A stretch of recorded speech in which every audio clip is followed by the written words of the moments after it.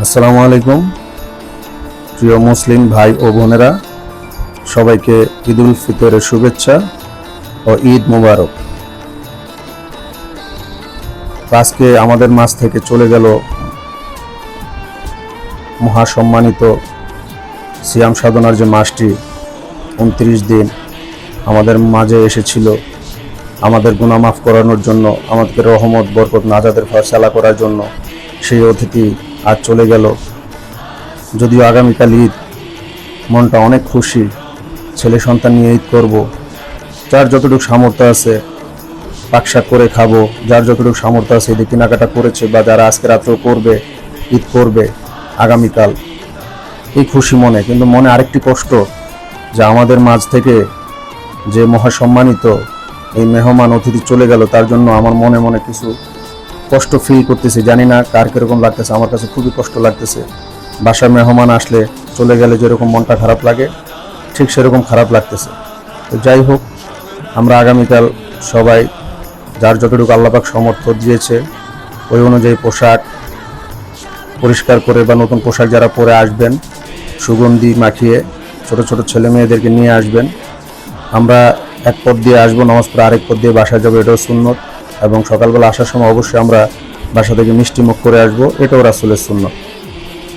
তো যাই হোক, সব কিছু মিলিয়ে সৃষ্টিকর্তার কাছে অগণিত চিত্তে শুকরিয়া আদায় করি যে 29টা রোজা আল্লাহ পাক রাখার তৌফিক দান করেছেন, সিয়ারি ইফতারি করার সুযোগ করেছেন এবং সিয়ারি ইফতারি মানুষকে করানোরও সুযোগ করে দিয়েছেন, আলহামদুলিল্লাহ। এবং এই রোজার মাসকে উপলক্ষ করে অনেকে দান খয়রাতের হাত অনেক বড় করেছেন, মাশাআল্লাহ। আল্লাহ পাক তাদের এই দান খয়রাতকে কবুল করুক, সবাইকে সুস্থ রাখুক। এই দান খয়রাত, ইফতারি, সিয়ারি এবং রোজার উসিলায় আল্লাহ পাক যেন আমাদের মাতৃকুল, পিতৃকুল, শ্বশুর শাশুড়িকুল সবাইকে আল্লাহ পাক ক্ষমা করে দেন।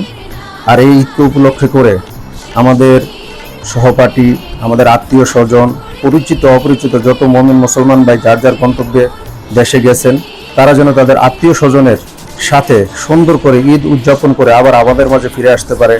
আল্লাহ পাক সবাইকে তৌফিক দান করেন, আমিন। সর্বোপরি যে কথাটা বলতে চাচ্ছি, আমরা সবাই আনন্দে আছি।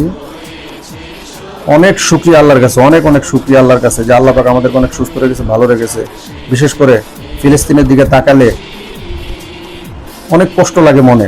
তাদেরও ছেলে সন্তান, ছোট ছোট মাসুম বাচ্চা, সবাই দেখে থাকি প্রতিনিয়ত মিডিয়ার মাধ্যমে। কি যে কষ্ট তাদের জীবন, কি যে জীবনে তাদের কষ্ট নেমে এসেছে, একমাত্র জানি না আমাদের কোন ভুলের কারণে আল্লাহ পাক আমাদের এরকম রাগান্বিত হয়ে গেছে, আল্লাহ পাকই ভালো জানেন। তবে রহিম রহমানের উসিলা আল্লাহ পাক তোমার কাছে বলি, তাদেরকে এই কষ্ট থেকে তুমি মুক্ত দাও এবং তাদেরকে একটা শান্তির ফয়সালা করে দাও।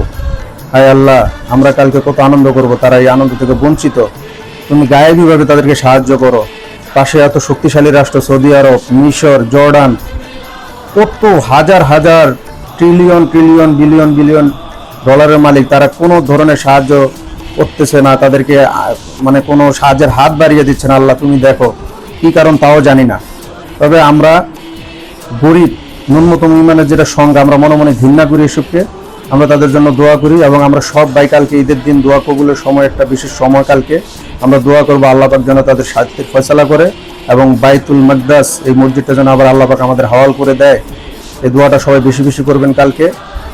আর আরেকটি কথা হলো যে সৃষ্টিকর্তার কাছে কিন্তু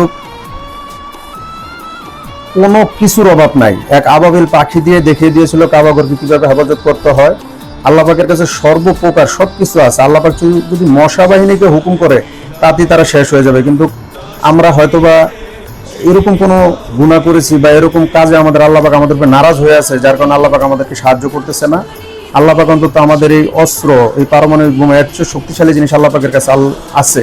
আল্লাহ পাক যেন ওগুলো দিয়ে গায়েবীভাবে এই মাসুম মাসুম ছোট ছোট বাচ্চাগুলো ছিন্ন বিচ্ছিন্ন হয়ে যাচ্ছে, বোমের আঘাতে বড় বড় বিল্ডিং গুলো ধসে পড়তেছে। কি যে অবস্থা! যদিও ঈদ উদযাপন করবো কিন্তু মনে শান্তি নেই। সবাই দোয়া করবো কালকে খাস করে আল্লাহ পাক যেন তাদেরকে মুক্ত করে, আল্লাহ পাক যেন তাদেরকে মুক্ত করে। এই দোয়াটা বেশি বেশি করে করবেন। আর আমরা যারা জীবিত আছি, আল্লাহ পাক আমাদেরকে সর্বপ্রকার আসমানি বালা, জমিনি বালা থেকে হেফাজত করে।